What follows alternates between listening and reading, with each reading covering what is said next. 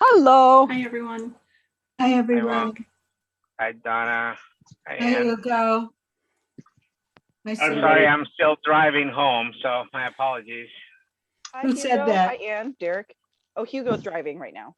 Hugo, you should not be on Zoom if you're driving.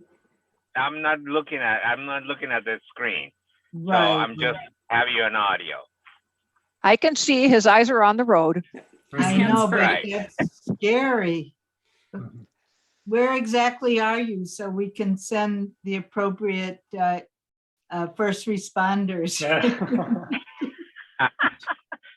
That is not funny. I It is know. funny. It is funny, but it isn't. No, don't worry. I've done it a few times, and I don't look at the screen. Well, you don't Well, I even had need to to do have the your same camera thing. on if you don't. I was doing it for my catechist meeting because I also volunteer and teach Sunday school, and I was driving and I couldn't see, the things that they were showing, but I was participating. Yep, that's Hey. what it is. Yeah, if it's a distraction, you do not have to have your camera on until you get home. Right. Thank you. You're I welcome. I'm just trying to get home, so I don't know how to turn it off, and I'm not looking for it. All Ann. right, okay, So- okay, we got it. Just be we got safe it. driving. Hi, Rob. Hello, Alderman Rusimans. Hello, good evening. Hello. Hi, Robin. Hi, Ann. How are you? Was Robin's birthday the other day. Happy birthday. Oh, happy birthday. Happy birthday. Happy birthday. Thank you so much. It was a great birthday for the most part, and I have a beautiful bouquet of flowers in my dining room that smells so wonderful. So that is carrying the happiness. Thanks to a That's- special friend. That's also great when we get snow, when you want to have something spring-like again, right? Where That's did what we that did come for from? a Christmas gift for my mother-in-law. We decided to do monthly flowers for her. So that way, even though we can't see her in person, she still has a little something to brighten up her month or start it off right. You know, my sister got that, a monthly flower gift. She says that's the best gift she ever had. Oh, You know, Oh, you can send somebody a gift once, you just order it all at once and it comes once a month. It's such a great thing. that's great. That's a very good idea. Thank you. Well, Alderman Rainey, Alderman Nguyen emailed in a short while ago that she would not be attending, but we do expect Alderman Braithwaite and Glenn Mackey. Okay, Excuse me. We do have a quorum for the Housing and Community Development Act Committee. now are we having the mental health board They- here also? They are joining us, or they are in, When? but Here. well, they were invited to join at the beginning of the meeting and none of them have yet shown up. But they did respond when they were sent the meeting invitation. So Okay, right, because okay, now I have the whole screen. Hi, Don Wilson. Hi, Ann Rainey. Hi, everybody. hello. Hello. So I got a new computer and when I had the other one figured out to do backgrounds and everything, I can't figure out how to do anything with a new computer other than turn it on. So Well, That's that's like- pretty good. I guess it's just Every fine. time I change computers and or method of online meeting, I have to figure out how to do screen sharing again too. They all are just a little different. It's really annoying. Okay, so we have well. I had to make don't sure wanna that, be rude. So, all right. Mhm. Well, one of the things that we could do, Alderman Rainey, is because there's Nathan Carpenter. Hello. One of our mental health board members has joined. Good evening. Good to see you, Nathan. Excuse me. It is, well, it's only 7:01, right? Yeah, Right. 7:03. How about we go to 7:05? I'm not sure. Oh, we've got more people connecting now. We have a quorum, don't we? Oh, yes, we do. we but do have a are quorum waiting of for the, mental health. right. Oh, okay. We've got Irene. Hello. Hi. Hi, Eileen. Happy St. Patrick's Day, Eileen. You have your green on. Sarah, Becky Filer just wrote in to say that she's not able to attend. Okay. All right, why don't we begin? If We people could- are going to join. Is Sure. that all right, Sarah? I think it's fine because a lot of the action and the public comment periods are really HCDA. And so that is going to facilitate getting through the meeting. All right, just as a precursor to our meeting, do we have anybody in the waiting room or whatever for public comment or for our hearing on our capper?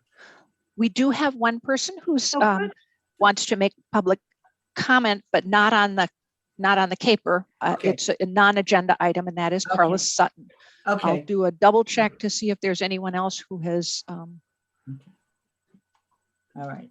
signed Okay. in since then. So I'm going to call, I'm Ann Rainey. I'm currently chairing this the Housing and Community Development Committee meeting, and I'm going to call the meeting to order. And I'm going to ask Alderman Wilson to move the suspension of the rules and explain why. Thank you. I move that we suspend the rules to allow us to conduct the meeting utilizing the Zoom video conference software in lieu of an in-person meeting, and in accordance with the governor's former directives and existing directives regarding the COVID-19 pandemic. Second, All right. Sarah, do you? Jessica's going to call the Jessica. roll. Hi, So- Jessica. You'll call. Hi, if we can get a roll call vote. I'm sorry, do I have mental health board members, if they're here, vote also? Or is it just HCDA? I think we may as well have them vote on it while they're here. Okay, But we'll thank go- you. I mean, why not? Nathan Carpenter? Aye. Great. Derek Ohanian? Oh, aye. Alderman Rainey? Hi. Great. Ugo Rodriguez? Aye. Alderman Simmons? aye. Donna Sue? Aye. Alderman Wilson? Aye. Irene Zaya? Hi. Perfect, thank you. All right, that passes. The first item on our agenda is public input on the draft 2020 Consolidated Annual Performance and Evaluation Report, otherwise known as the CAPER. And I understand there is nobody here this evening, and this is I believe, the last night that public comment or comment can be made on this. Is that correct, Sarah? So after tonight's meeting, we will close this. I'm inclined to close it now, but I think I will close it now if nobody is here to speak on it. So could we check the waiting room one more time? No. Yep, so far I see no hands up. Participants, if anyone would like to provide a comment, please raise your hand. Okay. And we have no written respondents of any kind. Okay, all right, all right. So hearing none, I'm going to entertain a motion to close the hearing on the CAPER for this year. Move approval, Second. Could we call the roll? Yes, please. Nathan Carpenter? Aye. Actually, on this, It's just Jessica, on HCDA. this, it's just HCDA. Okay, You don't Thank you for think your we vote have, anyway. we do have to call the roll, though. yes. Derek Ohanian? Aye. Alderman Rainey? Aye. Hugo Rodriguez? Aye. Alderman Simmons? aye. Donna Sue? Aye. Great. Alderman Wilson. Aye. Great, thank you. Right, and then we have to vote to recommend approval to the council of the caper. And I'm wondering if when we move this item, just as a precursor to this, should we have, would anybody like a presentation of any kind? We've been dealing with this for quite a while, but there are some changes. Anybody interested in that? So could I have a motion to recommend this to the council? I move that we recommend approval of the caper to the city council at the March 22nd, 2021 meeting. Second. Okay. All right, any discussion? Hearing none. You're on. Derek Ohanian. Aye. Great. Alderman Rainey. Aye. Hugo Rodriguez. Aye. Alderman Simmons. Aye. Donna Sue. Aye. Alderman Wilson. Aye. Great, thank you. All right, moving right along. Next item is reallocation of unexpended 2020 Community Development Block Grant Funds to the 2019 CARES Act Amendment for use in FY 2021. I'll move approval so we can get this on the floor for discussion. Second. Okay. Alderman Rainey, if this might be something, because it is kind of complicated. And I know you'd like to make a presentation, and I have some comments on this. So take it away, Sarah, if you'd like to. Okay, and thank you. This is a little bit different from what we normally have done, and I need to click through the early slides that we had put up here just to get through. And now, of course, why aren't they clicking? There we go. Normally, when we reallocate CDBG funds, we reallocate it to our action plan, our next action plan, and it gets put into the pot of money and can't be designated specifically for public services. But because 2020 CDBG is subject to the CARES Act that allows us to exceed our 15% cap spent on public services if we allocate funding specifically for dealing with COVID-19, the staff recommendation is that we allocate the $124,733, which are unexpended CDBG administration funding, and the $20,000 that CJE returned because they weren't going to be able to actually complete their project in 2021 because the Evergreen project is being built and they wouldn't do it at the same time. So if we reallocate those funds to our CARES Act amendment, as it's called, then we can use it all for public services that directly address the needs of COVID-19. And our recommendation is that we roll that funding into the allocation that we're doing of the regular 2021 public services money and the funding that the Mental Health Board has been allocated for social services. So that's what makes it a little bit different this year. And either way, regardless of how we allocate the reallocate the funding, because the $104,733 of unspent CDBG administration being moved out of the administration goal create a substantial amendment to our 2020 action plan, we have to do a 30-day public comment period before the recommendation on how to reallocate the funding goes to City Council. So we expect we will be able to get that to Council maybe in the first May meeting. We might be able to get it on the second April meeting, but either way, we have to go through that 30-day public comment period. So hopefully that makes sense to people. If not, let me know and I'll try to answer any questions. Okay. Do you want to take that down so we can see Absolutely. each other? Absolutely.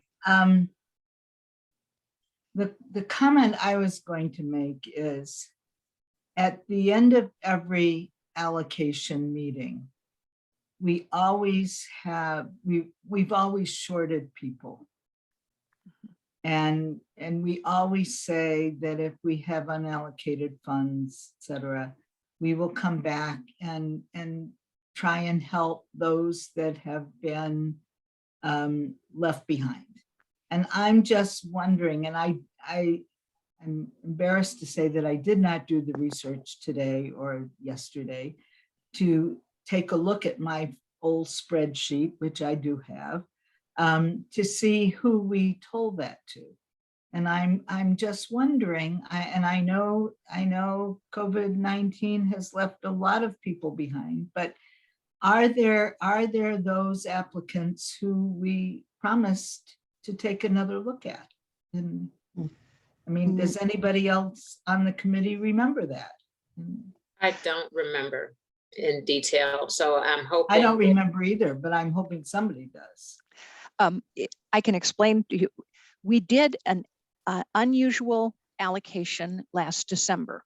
We allocated funding to goals based on a percentage of funding that is consistent with prior years.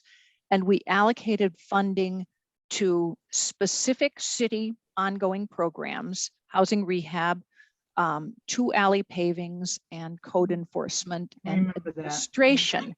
And the rest of the funding, we said we would hold an application for the public facilities after the first of the year, and also the public services would be rolled into the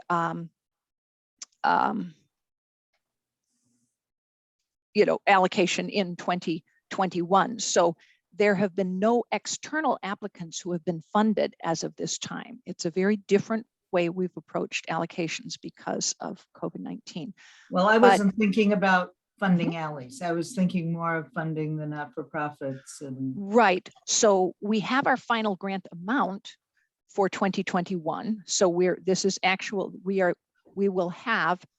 have in public services for 2021, $283,576. And then there is the mental health board funding that is going to be allocated at the same time in this unified process, which is $763,373. If we add in the $124,733 that we're talking about reallocating, that gives us a grand total of $1,171,682 for our public services, which will go to our external agencies. So that actually gives us more than we would if we, I mean, obviously we could just leave the CDBG reallocation and not put it to the CARES Act, but then it can't be used as public services because only a small portion of it, if we were to reallocate the $124,733 just to the regular action plan, what happens is we would only get 15% of that available for public services. So it's kind of a mind-bending, an unusual situation because of the CARES Act. And so we actually have more money to fund agencies if we do it this way. But are we going to look at all the agencies or just the agencies that provide for homelessness? I mean, we're going to be looking at all of them. The reason, if you're wondering why we put the in the chart that it says the action plan with grant amounts, the reason we put the 124,733 in there in homelessness goal is it isn't truly the homelessness goal. It is really going to the other action plan, which can be for any CARES Act, any need that is a social service that is from the COVID-19. This just allowed us to make it clear that that was the extra dollars. So that's a little bit confusing. I should have renamed it. I shouldn't have called it the homeless Yeah, goal. that was not clear. All right, I'm comfortable. Okay. All right. Okay, so. all right. So we have, okay, questions, discussion. So we have a motion and a second to reallocate this 124,000 plus for use in the 2021 CARES Act. All right. No discussion? Alderman No, Rainey, are we nobody has thinking any about, for this Yes. reallocation, are we thinking Yes. of doing an application? Are we looking at just who we had talked to in previous years? We're planning on having an open application for agencies that have applied and agencies that have not applied. It'll be open. Hey, Sarah, they- you mentioned, Yeah, go ahead. oh, sorry, Alderman Rainey. I was just gonna say, Sarah, you mentioned in your slide that the 124,000 would be distributed between CDBG and the mental health board group funding. Is there a distribution there, like a percentage or? No. It's going, the allocations are going to be joint. Remember, we Okay. talked about this at our last meeting because we're using funding differently. And the grant funding, programs that are funded as grants will be funded from a combination of mental health board funding and CDBG. And then any of the supportive services that are funded on a fee for service have to be funded from mental health board funding because we can't use CDBG that way. Okay, I remember this now. Thank you. Okay, nothing else. Donna, are you satisfied now?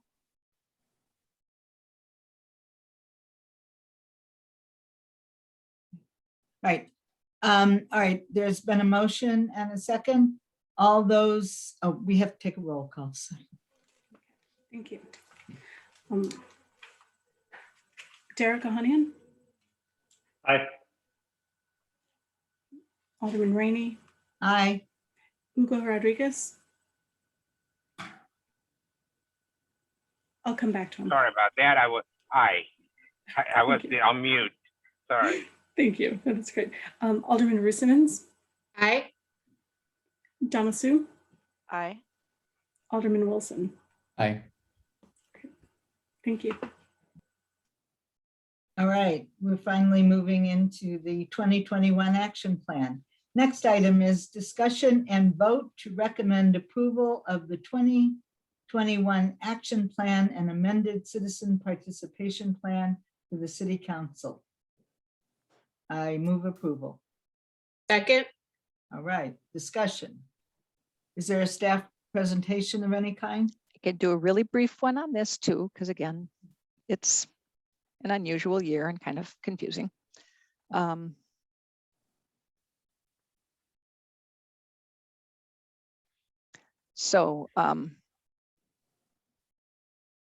sorry, my screen is jumping around.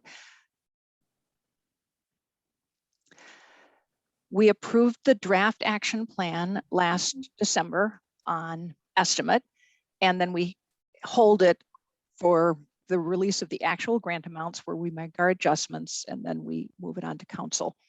The amended citizen participation plan was also voted on at that meeting, and that was to give us greater flexibility in our schedule and process for allocating funds instead of necessarily allocating everything in one round of funding. We aren't thinking of separating any of it in the public services at the moment because I think it makes the most sense to allocate it with the mental health board funding all at once. But at the time, we had no idea what was going on, so we wanted to give ourselves maximum flexibility. The HUD released our grant amounts on the 25th of February.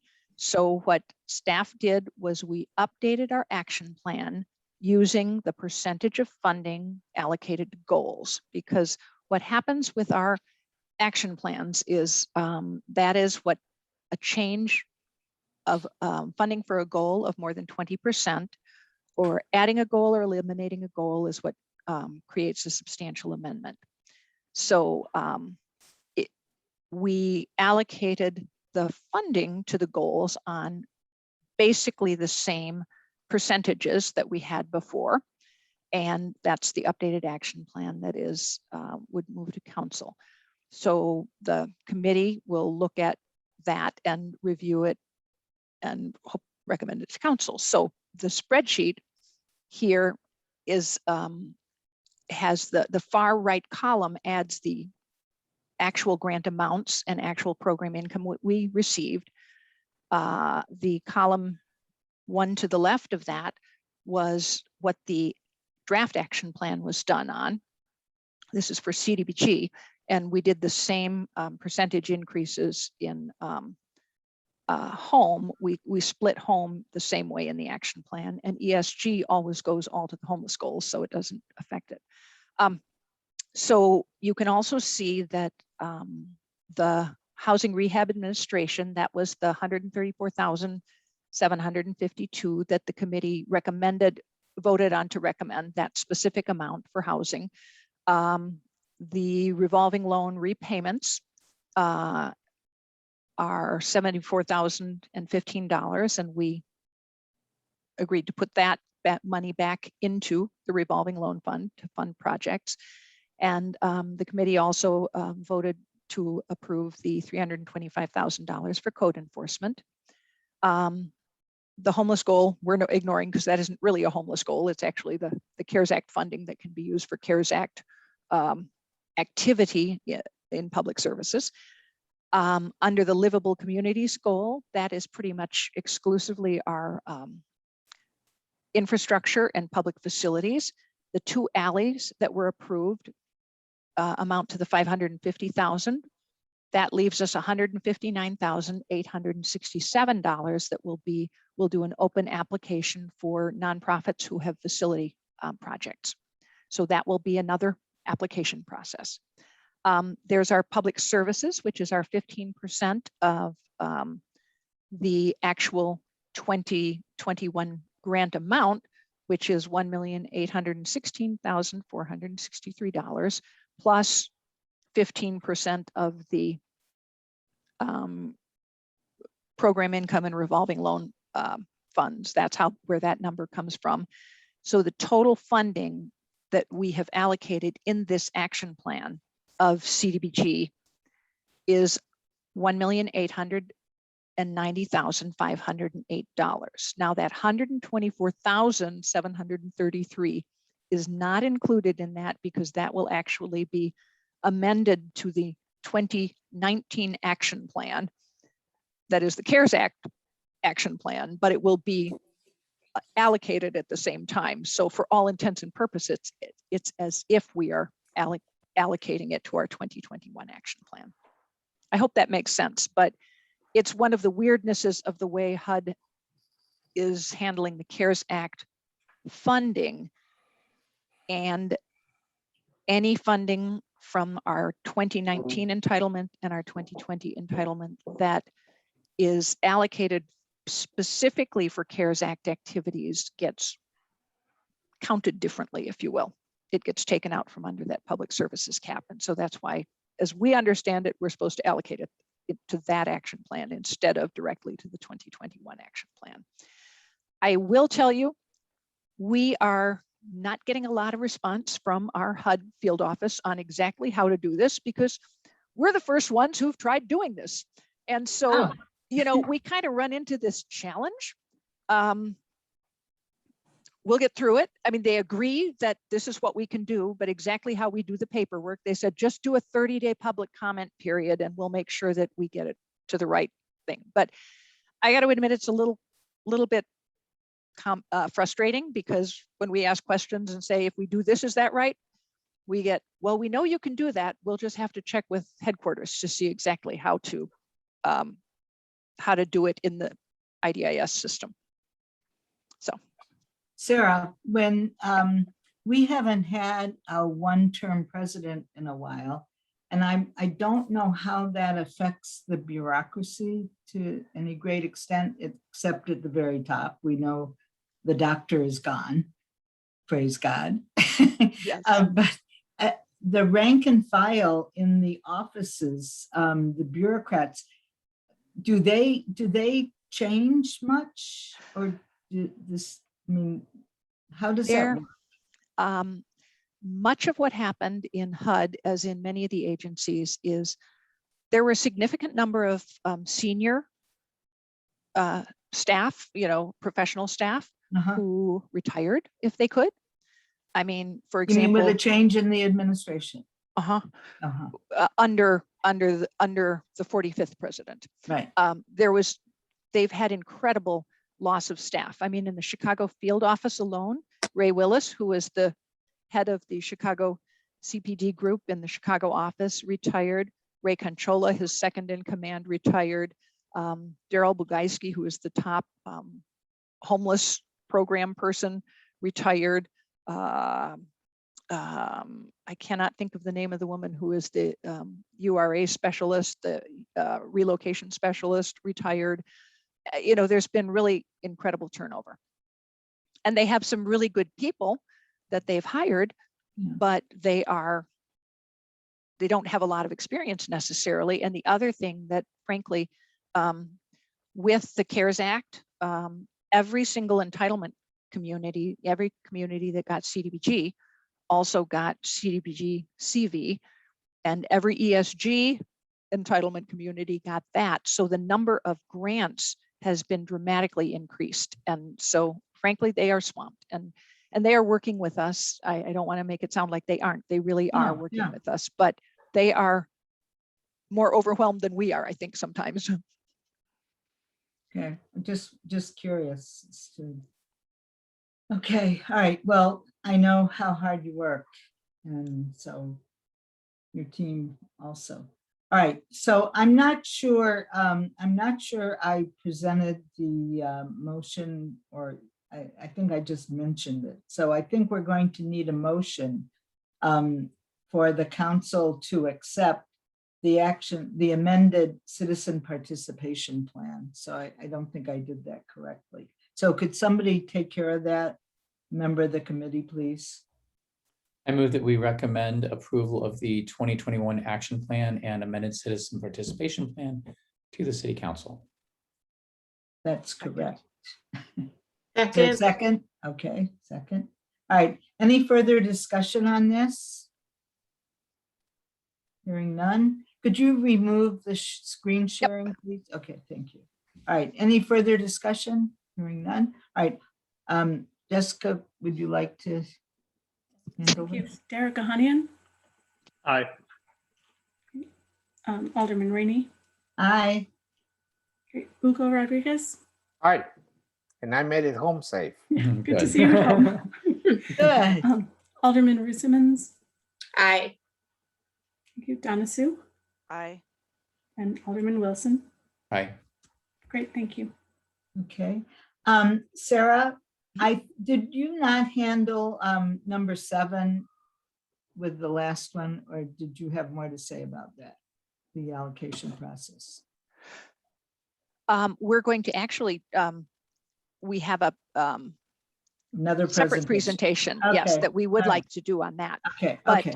what we could do, well, I was going to say we could vote on minutes and stuff too, but we can do that later too. Yeah, we can do that later.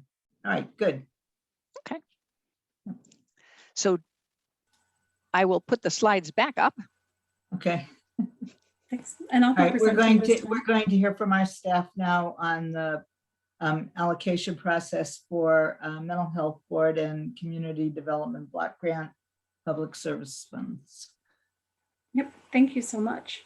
Yep, So- I'm going the wrong way. Hang on. I'm trying to get to the right slides for you. All right.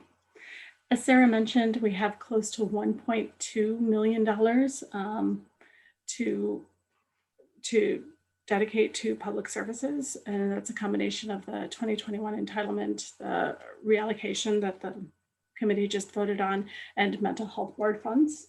And we're going to provide more information about the requirements of these different categories that and the way applications will be evaluated. So I know we have some agency representatives here tonight, and thank you so much for being here. So a hallmark of robust and effective case management is the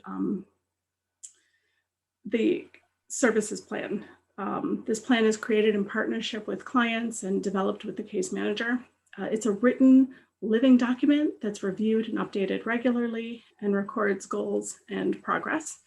So all strong case management service programs should have these service plans with their clients. We would also consider the number of Evanston residents that the program serves and the number of residents that the agency would be able to enroll if awarded funding. So this would include referrals from city staff and all of our safety net providers. So the ability to make more room for Evanston residents is pretty critical. And it's just key when people are in need or identified that we're able to get them into case management services. That is really the goal of funding case management in this way. We're also reviewing safety net services. Safety net services, again, meet the basic needs of individuals and families in crisis. So these services must be available quickly and for free, so individuals and households can gain access to them during a crisis. We can use the but-for rule to define safety net services. And the but-for rule, it was described in the memo, but think of it as but for the service, the stability or well-being of the individual or household would decline. So when applied, it defines the services that have an immediate impact on stabilizing or improving the well-being that's measurable. So it's critical to us that it's measurable. For example, when a parent loses employment, they are likely to prioritize paying rent and may not have money to feed their children. A food pantry can take care of that need for healthy food while the parent seeks reemployment. But for that food service, the household may not be able to meet monthly household expenses. Or a domestic violence shelter that provides a safe place for people fleeing their abuser and likely results in entering into deeper case management services. So both the immediate need for shelter and the longer term case management services that those families are drawn into provide long and short-term stability. Our support services for clients in case management, that's the second part of our client-centered service delivery model. Services would be funded on a fee-for-service basis, and individual clients' needs will vary. So we want to have flexibility with this funding. We want to hear more from case management providers about what services are most needed to define what services should be included. And this could include job training and education, or childcare, or healthcare. Next slide, please. So this is our baseline sort of requirements. These requirements for agencies receiving city funds hasn't changed. We've always sort of evaluated agencies and programs based on their ability to provide services to at-risk or low moderate income residents. As part of our equity lens, we want to make sure that outreach to Black, Indigenous, people of color, and people who have historically been underserved, that outreach is happening. Our goal is always to get new Evanston residents into services. And we want to make sure that there's a culturally competent staff. These bullets just outline the general expectations for all agencies. Next slide. Ooh, thank you. So staff reviewed funding by category for the past 5 years. We recognize that agencies potentially provide services under multiple categories, and we don't know how agencies are going to apply in the 2021 cycle. But our goal is to define the categories as we've done and provide a preliminary structure to the 2021 funding cycle that reflects the priorities of supporting robust case management, recognizing the increased need for safety net services to help people recover or connect them to deeper services, and making funds available for supportive services that will help clients reach self-sufficiency. These percentages, if we Look, so on the left-hand side of the screen, we see how we've funded in the past for case management, safety net, and support. Again, keeping in mind that agencies may not have applied directly, or that agencies might have the ability to apply under multiple categories. And then on the right-hand side of the screen, this is sort of what we're proposing for the 2021 funding cycle. And these percentages can be adjusted. We just wanted to get feedback from the committee. I thought that was very good work. That Thank you. best comparison. That was good. I'm going to take this down so we can see each other and not stare at the slides. Okay, comments. Ooh, you all do too good a work. You leave Yes. us speechless. But I Well, it like is- that 5-year study. I like that a lot. When I was reading the packet, that I thought that was impressive that you did that work. I was literally sitting here watching the presentation, thinking to myself, what a remarkably good job you guys do. So, Yeah. and just like every month, every year, you know, it's my second to last CDBG meeting, but I just was reflecting on that a little bit. But it's excellent work, and I really appreciate it, as always. And it's very, it's so, you know, people might think it's tedious work, but it's so in-depth, and it provides such good information to make decisions on. I mean, people don't think about how much work that you do, but it's very impressive. So thank you. Thank you. Thank you. you. Thanks. Sorry, So Jessica? anyway, all right, so I do we have don't a have question. anything. Yes, please. Sorry, Jessica, would you mind going over the timeline a bit again, or go back to that? Sure. The last screen, I think. Last year's. We don't have the timeline on this set of slides, but in our last meeting, we talked about the timeline, which is to open the applications for case management and safety net services by the end of this month, start the review process toward the end of April, you know, with the review committee meetings. We're going to have to set those up for you, and then make allocations recommendations in early to mid-May. So hopefully we can get them to City Council at the second May meeting and be able to then start releasing funds. One of the things that we talked about doing is wanting to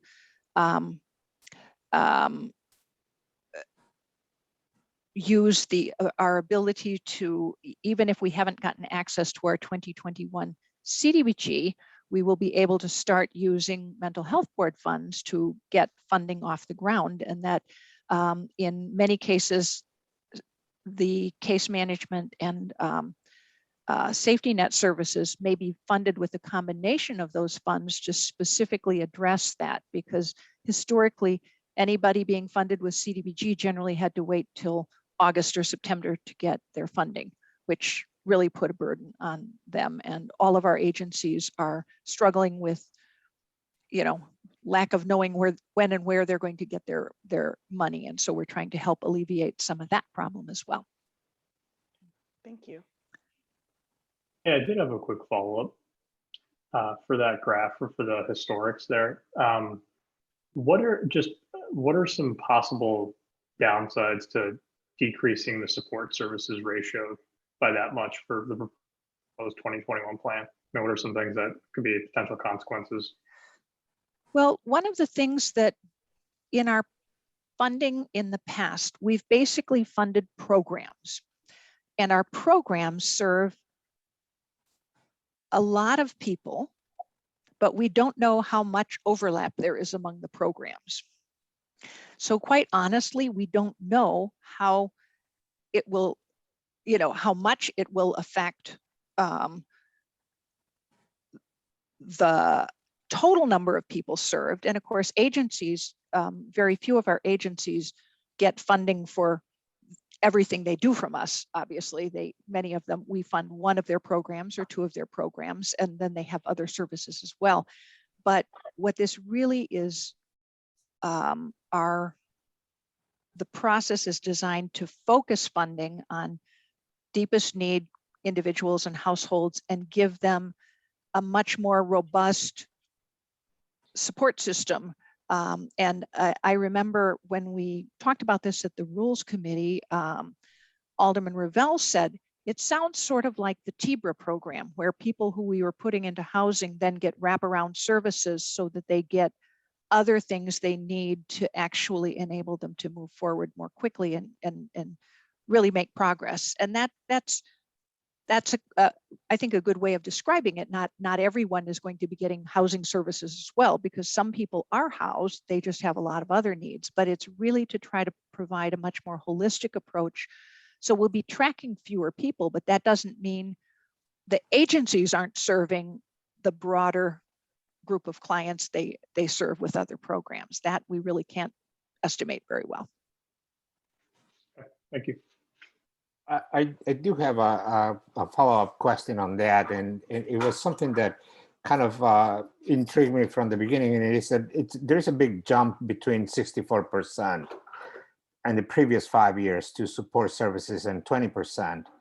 And now you're saying that we will give them a more robust support when we're taking away so much out of support services. So it's kind of a contradiction in the way I see it. And maybe I'm wrong because I'm not privy to previous discussions to this topic, but it seems like a big jump from the bulk of the money to support services and now to the least amount of percentage of money to those same services, because the city has not done enough follow-up to see how many people are being served through those services. So my concern is that, are we cutting down so much to these services that we really are, there is no way for us to measure in any way what the implications of that will be, because there is no study being done by the city on the consequences of that. For what you're saying, we don't know how many people we're not going to serve, or if we're going to serve more people. So I'm concerned with that concept. I don't know if I'm being clear on what I'm asking. No, I understand what you're asking, but we fund programs that in many cases serve a lot of different people that we don't, first of all, we don't deduplicate.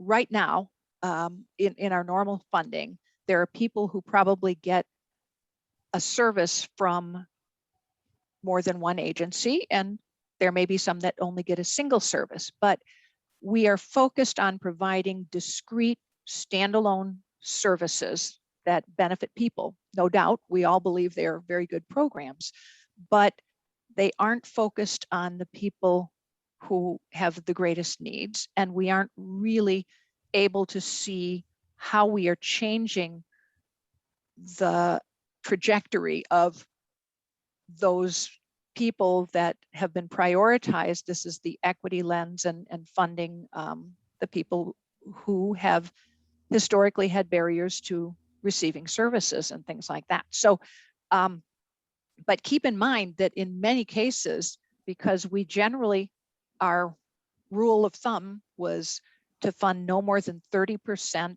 of a program, of a single program, and many of our agencies have multiple programs. So we're not the biggest share of many of those programs we're funding. Does that make sense? So we might be, I'm going to make up an example. There might be a program that we say is a supportive services that we need, and we could try to calculate a fee for services from that with them. And if somebody is referred, that payment would go along, but that would be paying more for that person than we would if we were just if we say it was a program that served 50 people, but we did a fee for service to get one person who was in case management service into whatever that service is. If we were to do that, we're paying a higher percentage for that of the cost for that person, but the agency is still getting money from us. Does that make sense? I understand that, but still, it doesn't address what my concern is, that it is that we're changing so drastically the distribution of the funds to these services when we have really no strong basis to qualify that we're doing the right thing. That we don't know if that is the case, Sarah, based on what you're saying here. And I don't want to be a contrarian, but it just, I want to understand that there is a good basis for making such a drastic decision. Maybe I'm the only one. I want to hear somebody else say. Let me use I can try to use an example that might be a better. A concrete example, a real example. Let's look at YOU. YOU is a wonderful agency, and YOU serves a lot of children in after-school programs, children and young people. Many students, and they are low and moderate income, attend the drop-in programs all the time. And when we just give money to YOU's drop-in program, we are, we might be 10% or less of their budget, but we count all the kids who are in that program. YOU isn't going to stop doing that program, even if we say what we're asking you to do is you have children and families that you have in case management already in more intensive services that we don't necessarily fund. We may serve the bigger group because that's just how they've applied in the past.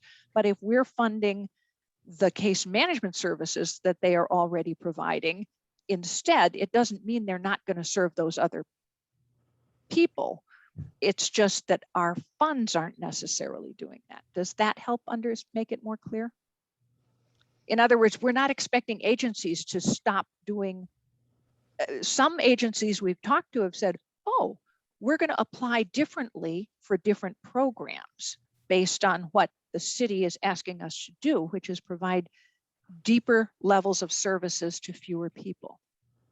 It doesn't mean they're not going to do their other programs. Does that help explain it?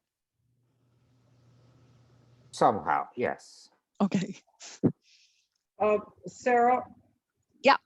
One of the questions I have is, through the years, I've been concerned about when the city asks for outcomes.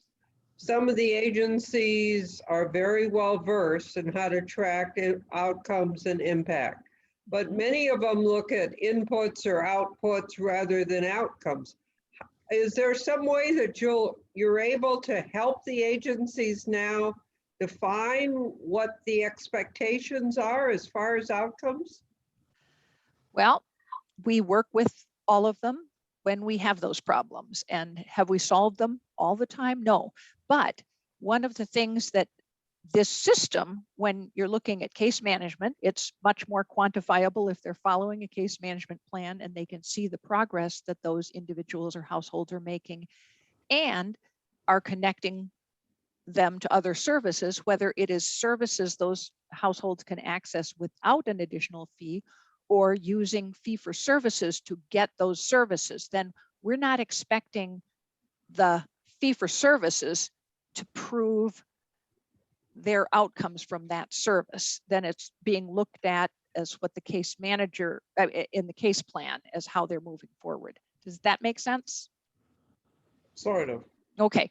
And then in the safety net services, those are services that I think are quite quantifiable. They're by their nature, they either take care of an immediate need or they connect people and move them into deeper services. So I think we've sort of simplified the outcome process for the things we're going to be funding.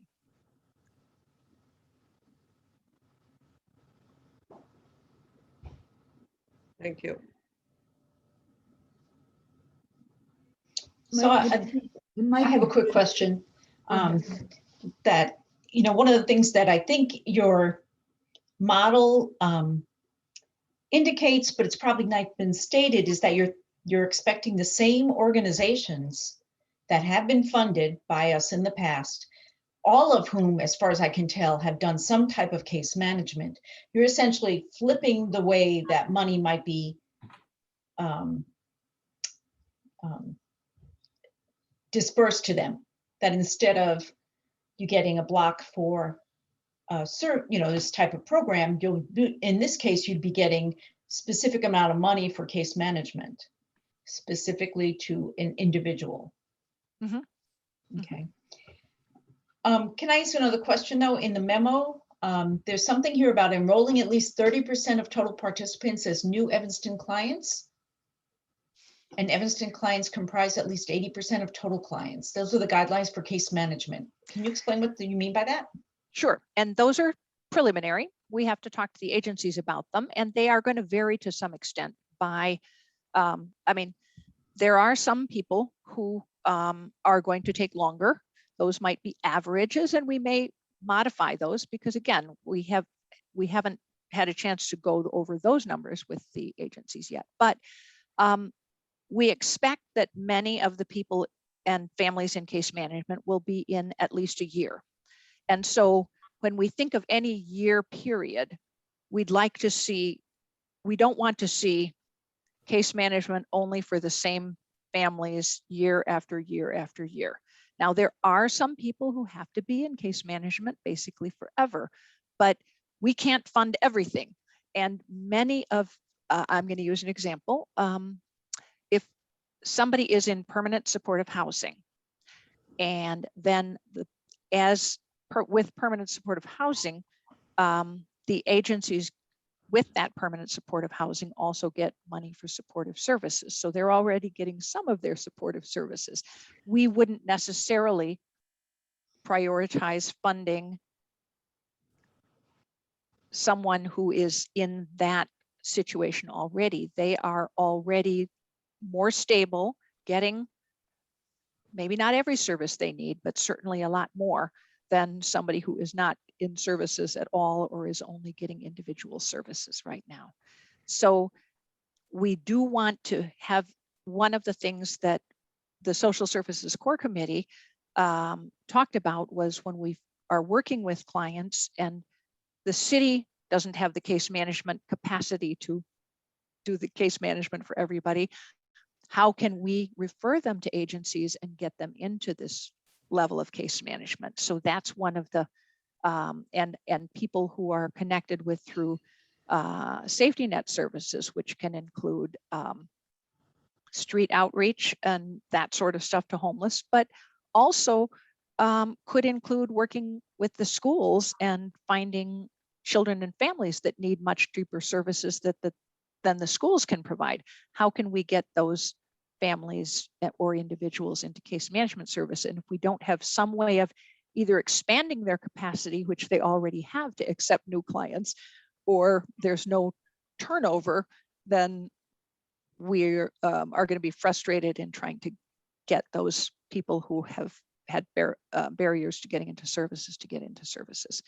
And those numbers were our preliminary ones to talk with the case managers about, and we're going to have to assess whether or not those are realistic. And we're not going to necessarily say, oh my gosh, you failed, we're not going to use you in the future. We're going to have to work with agencies to really find out what is realistic, and different agencies have different case management maximum levels per case manager.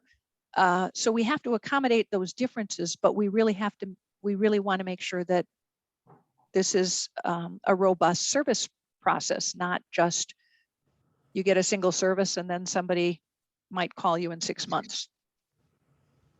I don't know if that helps or not, but that's that description helps or not, but that's what we're really trying to say. The goal was to provide greater resources to the people with deepest needs who have historically not been able to access services. Sandy? Thank you. what I see is, there are programs like the meals program, for example. Mhm. And the meals program serves people in various cities, or various towns. But they still may have a high number of Evanston clients that they serve. So how does that work? I mean, because there's some large, North Shore Senior Center is another one. These large agencies serve residents of various towns. So how does that fit into, quote, your formula? We do that as a pro rata share of we've always done that. And that's something that, as you may recall, when we, in the past funding cycles, when staff provides input, what we do is we look at, are we providing funding what we would consider on a pro rata share? And so somebody like Meals on Wheels, they'd be a safety net program because that's really how they would fit. They do, they always have things that are more than just delivering food. That's something they've always done very well, but they wouldn't really necessarily fit the description of our case management. But we've always looked at how we fund them as a proportion of their Evanston versus non-Evanston clients. And that's something that all of them report on already, and we'll continue to get that information. So you're not going to change that. And even if they continue to receive meals, I mean, you say you want new clients. Well, if you need food, you need food. But they're a good example because, one of the things that they do, they have some clients that they serve meals to forever. They have other clients who, say somebody who's coming out of a hospital or out of a rehab. So they actually, one of the things that they are very proud of is that they used to have, I haven't checked with Deb most recently, but they had a less than 2-week period to get a new person into services. So they already do what we're looking for them to do as a safety net. It's like they are very responsive to that.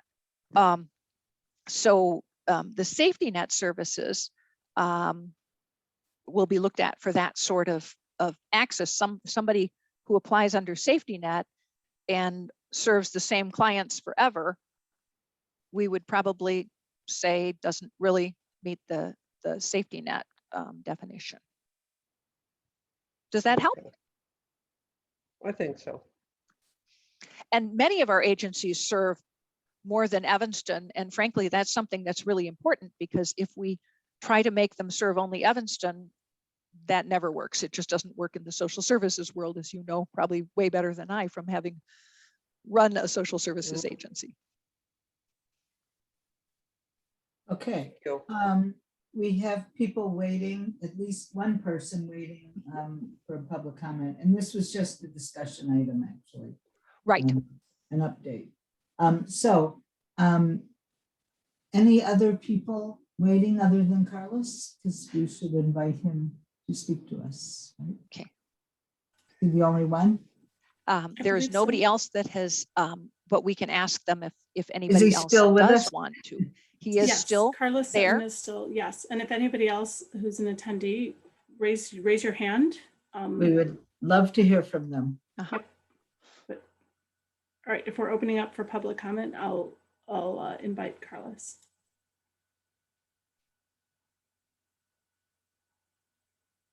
Can we? Carlos? Okay, ready. Good evening. I want to thank you and commend you for the work that you're doing on behalf of the needy citizens of Evanston. But as a landlord in this town who's always had below market rates and people who are hard to place, we're in a bind now that we also need some kind of assistance. I'm very concerned, one, and I hope that you do not use the CBD grant funds to hire another person for property standards. I think that money that goes into property standards could also be a little bit better allocated into programs that help elderly landlords. All the programs available now have to be basically tenant oriented. And when you have a tenant who's not a victim of coronavirus 19, but one who takes advantage of the situation that all the courts are closed and decide not to pay any rent, it puts us in a very, very hard bind, especially those who have small units. So what I'm asking now is in your consideration to have some programs that will consider small elderly landlords like me. All the programs available, the tenant has to apply. The current tenant who has not paid me rent now for over 14 months refuses to apply for any program that will bring assistance to me. I have an eviction notice that has been granted by the court for over a year. I've seen a large percentage increase in property taxes with no assistance. And with the harassment of these people going around in property standards, it's not been a very comfortable time for elderly Black people, especially in the 5th Ward. So I ask you to reconsider some of the budgets there, especially on hiring another inspector. And other thing, I want to commend you for the programs that you have escalated to give direct funds to people in need. 2 of my best friends are currently in the homeless program in Evanston, and they were in very dire condition, very ill and homeless. And I thank you for that kind of compassion and sensitivity. And I always want to encourage you to have a budget that prioritizes people rather than administrative costs. So at this time, I'm just asking you to continue in the things that you've done, but consider some of the things that we could reallocate some of the funds to help people who are also in need, who have never asked for help before, and probably will be better to give us a one shot and done than having us being in the possibility of having to lose our properties because of the current economic and health situations. I commend you all again, and thank you for the work you do, and stay safe. Thank you, Carlos. Thank you, Carlos. I think we might be able to help in this case. And somebody will follow up with you tomorrow, okay? Okay, thank you. Welcome. Thank you. Yes, any comments? Anybody else waiting to speak? No? All right, we're gonna move on. Next item is approval of the minutes of February 16 and December 15. I'm going to move approval of those minutes, and that's the Housing and Community Development meetings. I move approval. A second. I Thank you. actually, I just wanted to make a correction on Okay. the December ones, which now Okay. just I lost off my screen.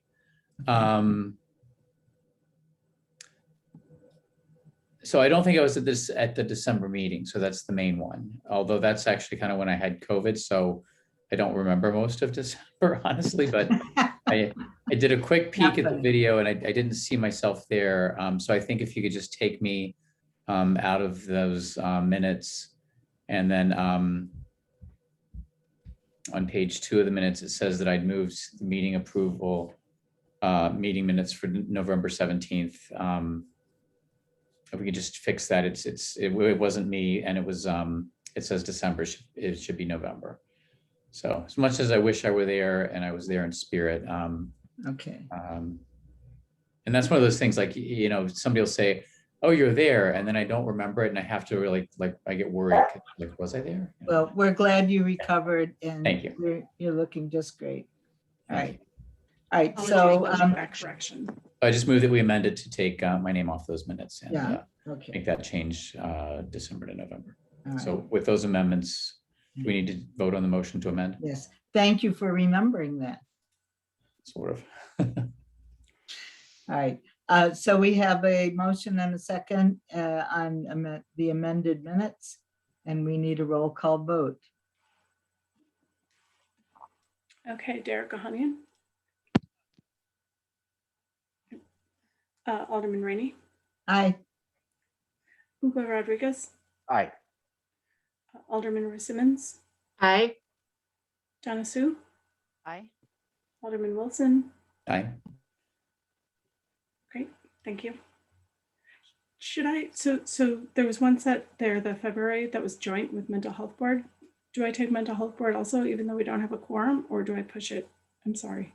I think you think have we to have wait. to have it done when Yeah. we have a When we quorum. have a quorum. Yeah. Okay, thanks. Yeah. So those will be held. All right, next is staff report. What more can you tell us? Nothing more. We've probably told you more than you want to know already. No, we want to know everything you know. So I'll just report to our staff that you did a wonderful job, and you already heard that tonight. We appreciate it. So thank you very much. Thank you. I'll entertain a motion to adjourn. Move to adjourn. Okay. Second. Okay, all right. We still need a, do we I don't need- think we need to. I don't think we Well, have it to do a roll depends call. on who's talking, it seems. We can do it to be safe. I don't know. What do you say, Alderman Wilson? Why not? We do a roll call at council. We do. Okay. All right, Derek Ohanian. Aye. Alderman Rainey. Aye. Hugo Rodriguez. Aye. Alderman Simmons. Aye. Donna Sue. Aye. And Alderman Wilson. Aye. Thank you. Thank you so much. Thanks, everybody. Thank you, Thanks, everybody. everybody. And thank you, Sandy and Irene and Nathan, for coming, even though we didn't have a full mental health board group. We really appreciate you being here. Definitely. Thanks, everyone. Have a good night. Thanks so much, everyone. Thank you. Everybody next Wow. month. All right. Good night. Good night, everybody. Hope it warms up a little. Yeah. Let me get out of here.